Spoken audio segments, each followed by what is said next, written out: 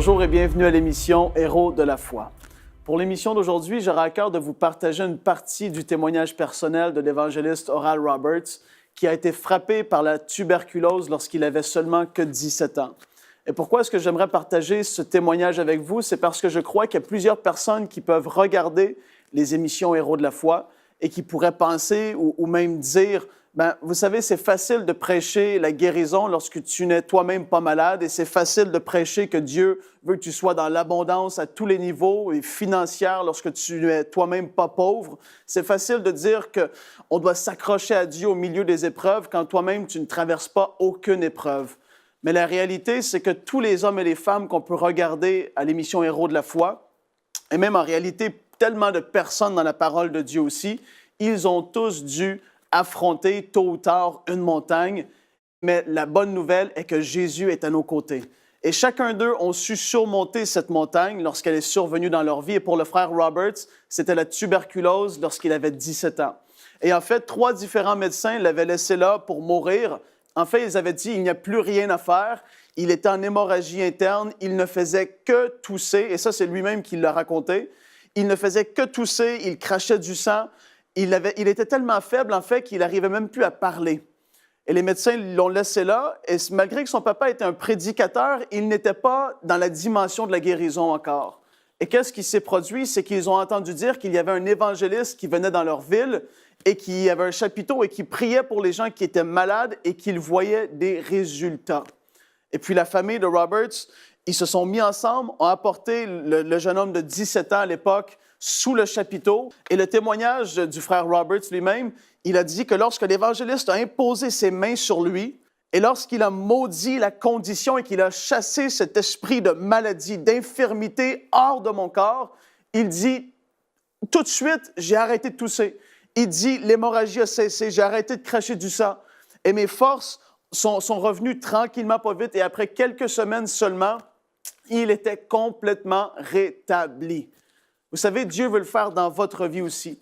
Comme je l'ai dit tout à l'heure, ces personnes-là ont vécu des difficultés. Et le message que nous allons entendre aujourd'hui, c'était le message qui a possiblement été le plus regardé de tous les messages de l'époque du réveil de guérison qu'il y a eu aux États-Unis. Et le message s'intitule « Le 4e homme prêché par le frère Robert ». C'est un message qui est tellement encourageant, qui est loin du Saint-Esprit. Vous allez être fortifiés dans ce que vous vivez. Et il prêche la parole de Dieu sans compromis. Donc, je vous invite à ouvrir votre cœur, ouvrez-vous à ce que Dieu veut faire dans ce message et sachez que dans peu importe l'épreuve, peu importe comment est-ce que ça peut être chaud maintenant autour de vous, le feu semble être vraiment brûlant, sachez que Jésus-Christ est là à vos côtés si vous l'avez accepté dans votre vie. Donc, ouvrez votre cœur et on se revoit tout de suite après ce message. C'est pour moi un privilège et un plaisir de vous présenter l'homme à qui Dieu a donné un message pour votre délivrance, le révérend Oral Roberts.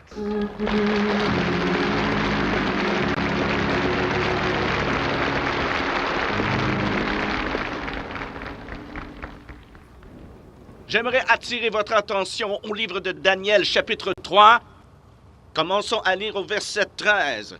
Alors Nebuchadnezzar, irrité et furieux, donna l'ordre de faire venir Shadrach, Meshach et Abednego. Ces hommes furent amenés devant le roi. Nebuchadnezzar prit la parole et leur dit, « Est-il vrai, Shadrach, Meshach et Abednego, que vous ne servez pas mes dieux, que vous n'adorez pas la statue en or que j'ai dressée? » Shadrach, Meshach et Abednego répliquèrent au roi Nebuchadnezzar, « Nous n'avons pas besoin de te répondre à ce sujet. S'il en est ainsi, notre Dieu que nous servons est capable de nous délivrer de la fournaise de feu ardente. Et il nous délivrera de ton pouvoir, ô roi. Sinon, sache, ô roi, que nous ne servirons pas d'autres dieux, et que nous n'adorons pas la statue d'or que tu as élevée. Sur quoi Nebuchadnezzar fut rempli de fureur, et il changea de visage en tournant ses regards contre Shadrach, Meshach et Abednego. Et il reprit la parole, et ordonna de chauffer la fournaise, 7 fois plus qu'il ne convenait de la chauffer. Puis il commanda à quelques-uns de ses plus vigoureux soldats de son armée de lier Shadrach, Meshach et Abednego, et de les jeter dans la fournaise ardente. Et ces 3 hommes, Shadrach, Meshach et Abednego, tombèrent liés au milieu de la fournaise ardente. Alors le roi Nebuchadnezzar fut effrayé, et se leva précipitamment, il prit la parole et dit à ses conseillers, « N'avons-nous pas jeté au milieu du feu 3 hommes liés ?» Ils répondirent au roi, « Certainement au roi. » Il reprit et dit, « Eh bien, je vois 4 hommes sans lien, qui marchent au milieu du feu et qui n'ont point de mal. Et la figure du 4e ressemble à celle d'un fils des dieux. » Ensuite, Nebuchadnezzar s'approcha de l'entrée de la fournaise ardente et prenant la parole, il dit, « Shadrach, Meshach et Abednego, serviteurs du Dieu très haut, sortez et venez. » Et Shadrach, Meshach et Abednego sortirent du milieu du feu. Les satrapes, les intendants, les gouverneurs et les conseillers du roi s'assemblèrent. Ils virent que le feu n'avait eu aucun pouvoir sur ces hommes, que les cheveux de leur tête n'avaient pas été brûlés, que leurs caleçons n'étaient point endommagés, et que l'odeur du feu ne les avait pas atteints. Comme un diamant sur un coussin de velours, la ville de Jérusalem, située exactement au centre géographique de la terre, c'était la ville de Dieu, le grand roi. Beaucoup plus loin, au sud-est de Jérusalem, il y avait une autre ville, la plus grande et orgueilleuse des villes que les hommes aient construites. Babylone, fabuleuse, puissante Babylone. Le monde pense et parle encore de Babylone aujourd'hui. Ces murs faisaient 300 pieds de haut, et en haut, ils étaient si larges que 8 chars pouvaient y faire la course côte à côte. Et à l'intérieur des murs étaient les fameux jardins suspendus que Nebuchadnezzar construisit pour son orgueil et sa vanité, une des merveilles du monde ancien. Nebuchadnezzar prit sa légion concurrente, sortit et parcourut toute la terre connue et conquit le monde, et emmena en captivité la fleur de la nation, et parmi eux les dieux du peuple. Quand Nebuchadnezzar, cet homme orgueilleux et vaniteux, vit sa conquête, et vit ses multiples dieux, et réalisa qu'aucun pouvoir sur terre n'avait été capable de se tenir devant son armée, il décida de se faire lui-même Dieu, et il fit une image de lui-même d'or pur de 100 pieds de haut, et l'érigea dans la plaine de Dura. Et il donna l'ordre qu'au son de la musique, toute personne sur terre devait se prosterner, tourner sa face vers l'image et dire « Grand est Nebuchadnezzar notre Dieu, grand est Nebuchadnezzar notre Dieu. » Et un jour, il prit ses légions élites et marcha dans le désert miroitant de sable brûlant, assiégea la ville de Jérusalem, la ville de Dieu le grand roi, abattit les murs, écrasant le temple, détruisit la ville, rendit captifs la fine fleur des nations, de beaux jeunes princes hébreux, des hommes comme Shadrach, Meshach et Abednego. Et il leur montra cette terrible fournaise de feu ardente. Il leur dit qu'il la chaufferait 7 fois plus qu'habituellement. Il a dit, tu te prosterneras ou tu brûleras. Et ces jeunes hommes, ces jeunes serviteurs du Dieu très haut, ont dû faire face à une inévitable réalité de la vie. Votre religion va être éprouvée. Votre foi devra être testée. Et il y a un diable dans ce monde qui n'aime pas Dieu et n'aime pas le peuple de Dieu. Et il fut dit à ces jeunes hommes, vous vous prosternerez devant mon roi ou vous brûlerez dans ma fournaise. La religion, la vraie religion, va être éprouvée. Vous n'irez pas au ciel comme sur un tapis de fleurs. Vous n'allez pas échapper à la colère du diable. Il y a des gens qui se lèveront contre vous. Ils vous persécuteront d'une manière inconcevable. Le diable te dira, si tu sers Dieu, je vais mentir sur toi, je briserai ta réputation, je te persécuterai, je te pourchasserai. Si tu ne te soumets pas, tu brûleras dans ma fournaise. Le diable dira tous les mensonges possibles. Mais laissez-moi vous dire ce que les 3 enfants hébreux ont dit.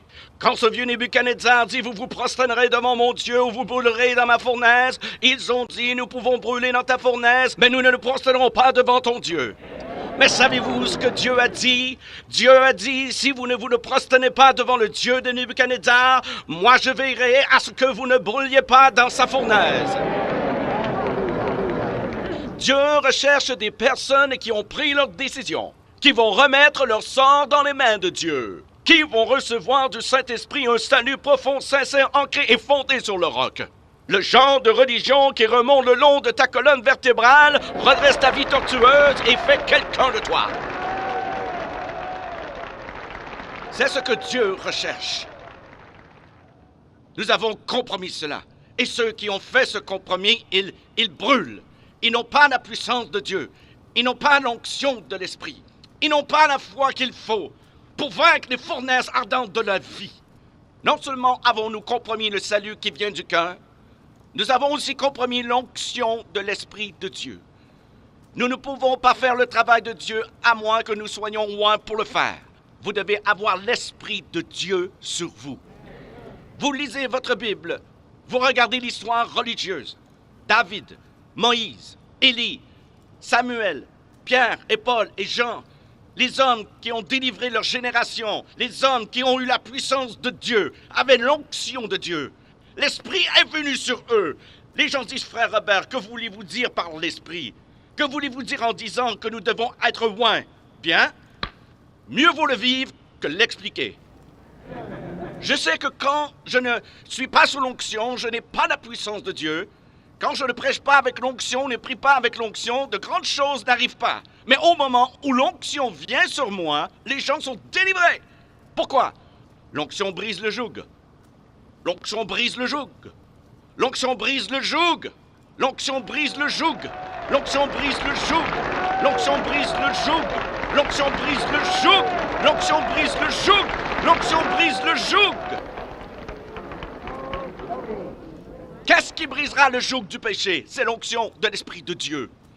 Qu'est-ce qui brisera le joug de la maladie? C'est l'onction de l'Esprit de Dieu. Qu'est-ce qui brisera le joug des mauvaises habitudes? C'est l'onction de l'Esprit de Dieu. Qu'est-ce qui peut transformer la vie d'un homme ou d'une femme? L'onction de l'Esprit de Dieu. Si vous le croyez, dites Amen. Alors, le roi dit, vous vous prosternerez devant mon Dieu ou vous brûlerez dans ma fournaise. Les trois jeunes Hébreux, Shadrach, Meshach et Abednego, ont dit deux choses. Ils ont dit, nous brûlerons peut-être dans ta fournaise, mais nous n'adorons pas ton Dieu. Nous briserons peut-être nos os dans les flammes de ta fournaise, mais notre âme se tiendra toujours debout, bien droit. Tu peux nous humilier, nous mépriser, nous tourner en ridicule, ici en public, mais dans nos cœurs, nous serons toujours intègres devant le Dieu Tout-Puissant. Tu peux nous jeter et nous enchaîner. Tu peux lier nos jambes jusqu'à ce que nos genoux touchent le sol.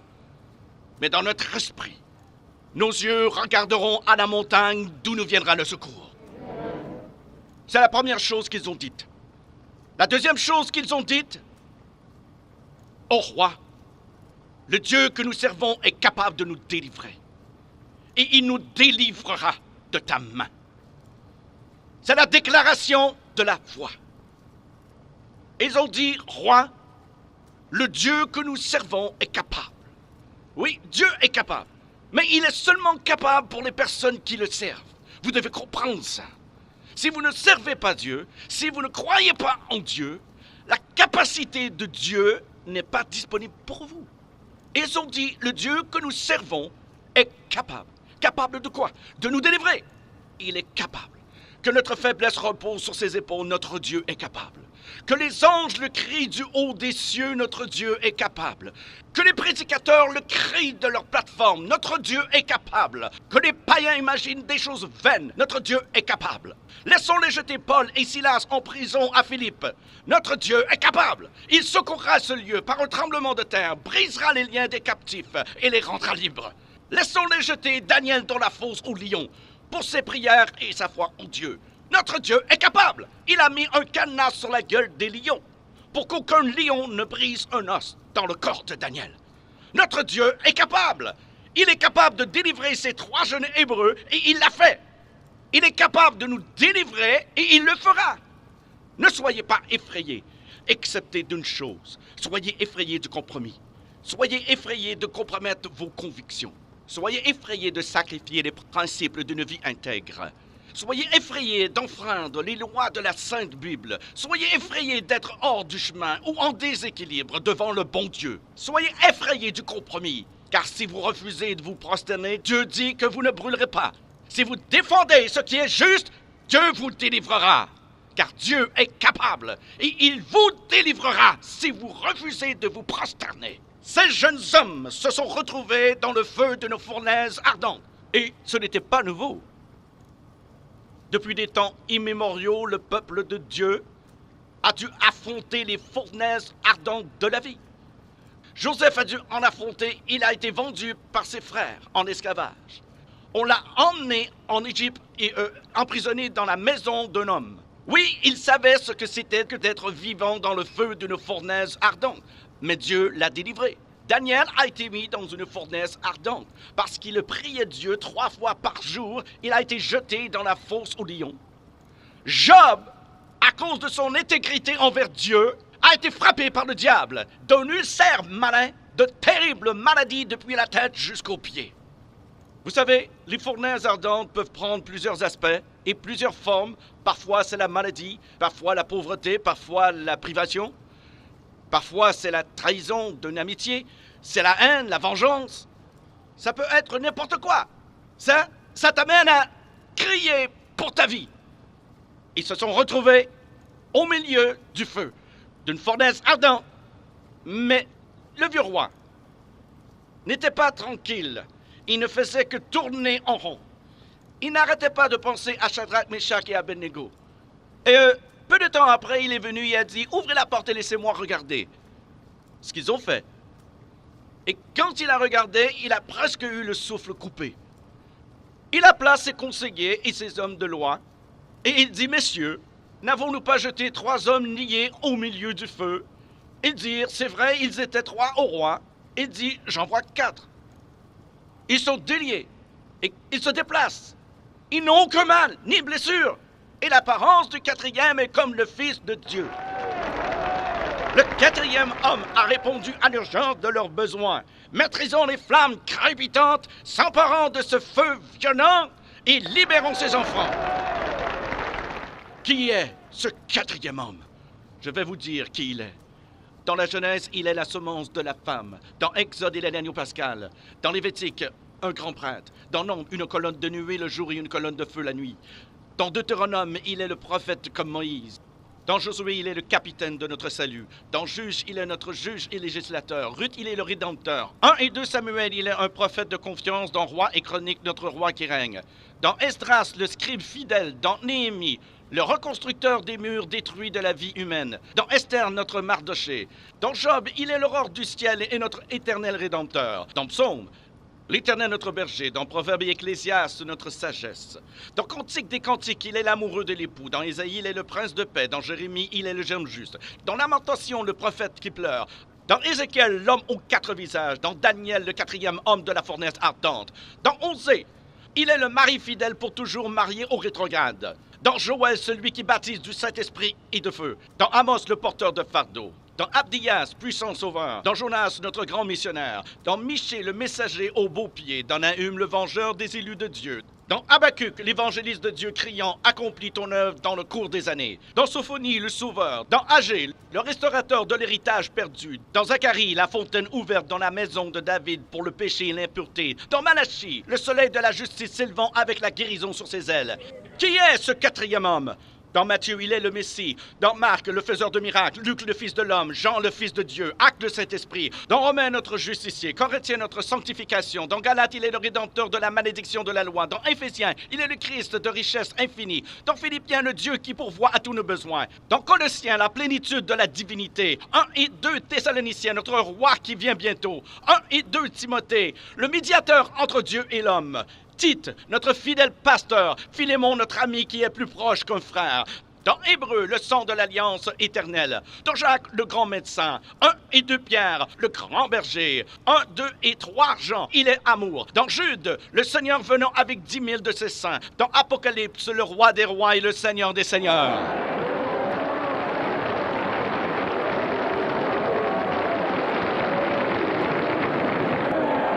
Qui est ce 4e homme? Je vais vous dire qui il est. C'est le sacrifice d'Abel. L'arc-en-ciel de Noé, le bélier d'Abraham, le puits d'Isaac, l'échelle de Jacob, les fardeaux d'Ézéchias, le sceptre de Juda, la verge de Moïse, le manteau d'Élie, le bâton d'Élisée, la corne d'huile de Samuel, la fronde de David, la figue hâtive d'Ésaïe, le cadran solaire d'Ézéchias, les mouchoirs et le linge de Paul, le rocher de Pierre, la cité de perles de Jean. Il est un mari pour les veuves, un père pour les orphelins, pour ceux qui voyagent en pleine nuit. Il est l'étoile brillante du matin, pour ceux qui marchent dans une vallée solitaire. Il est le lys des champs, la rose des sables, le sarment de vie et le miel du rocher. Qui est-il? Qui est le 4e homme? Il est Jésus! Il est Jésus, le Fils de Dieu!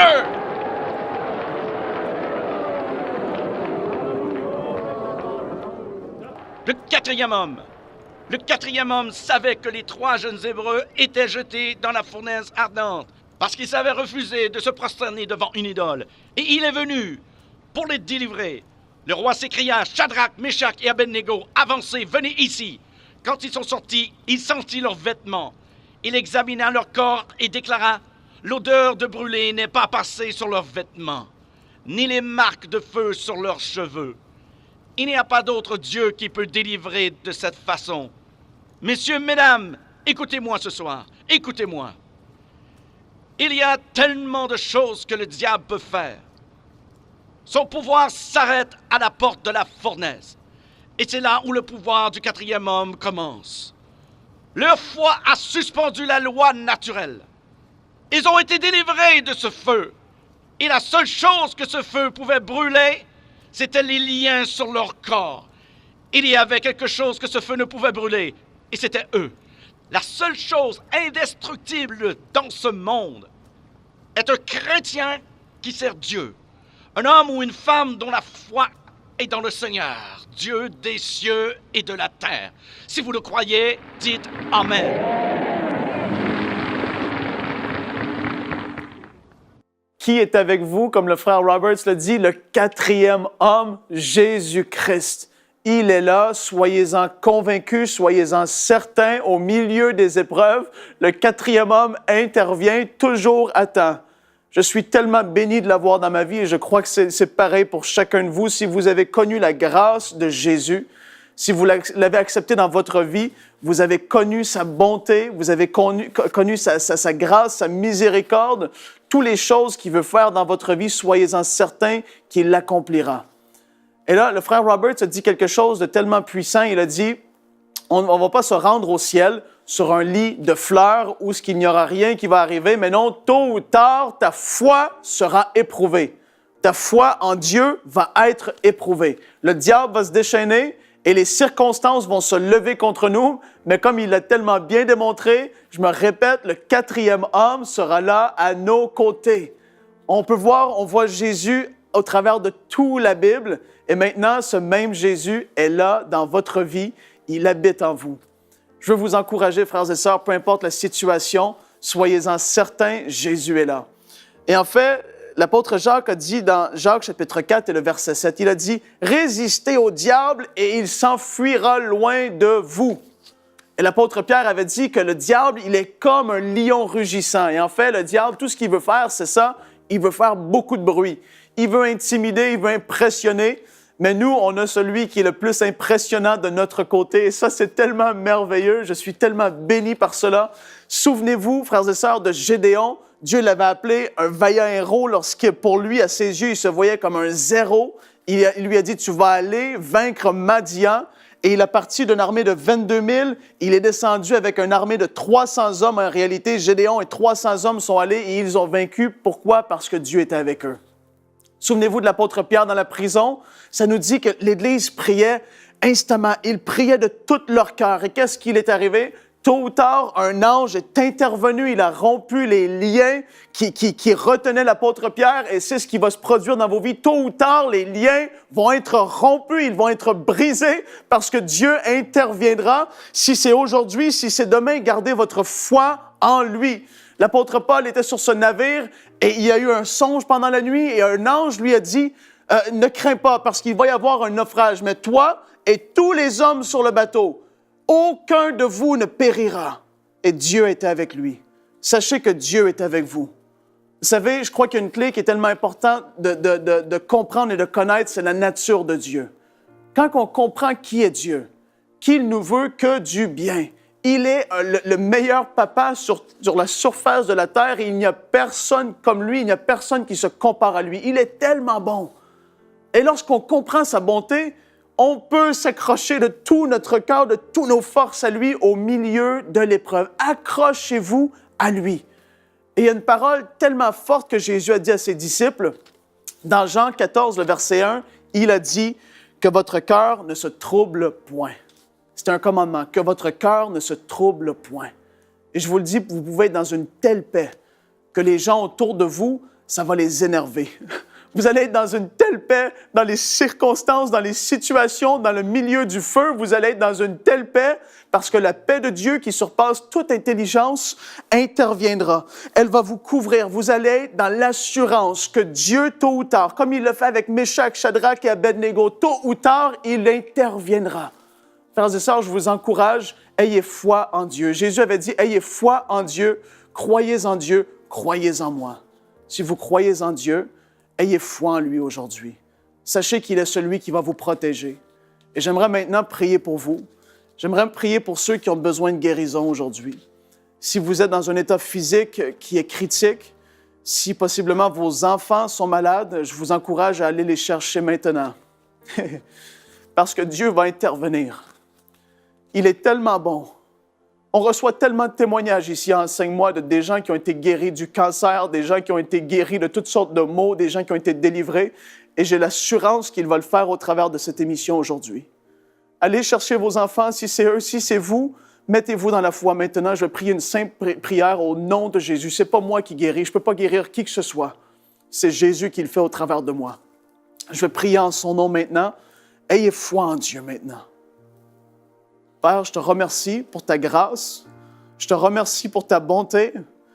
Et je veux déclarer maintenant au nom de Jésus que toute infirmité, toute maladie, je la maudis, je la chasse des corps maintenant au nom de Jésus.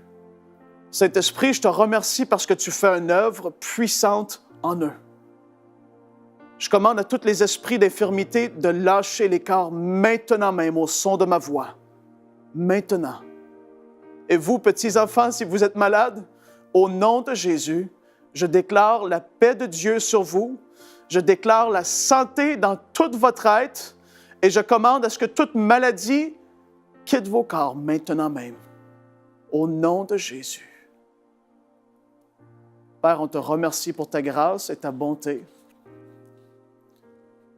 J'aimerais vous encourager à nous envoyer vos témoignages à l'adresse qui s'affiche au bas de l'écran. Sachez que Dieu est intervenu aujourd'hui dans votre situation. Si la présence de Dieu est sur vous maintenant, restez dans la présence de Dieu, restez dans la paix. Sachez que Dieu est après faire un miracle dans votre vie. Et n'oubliez surtout pas que d'ici à la prochaine fois, Dieu veut faire de vous un héros de la foi.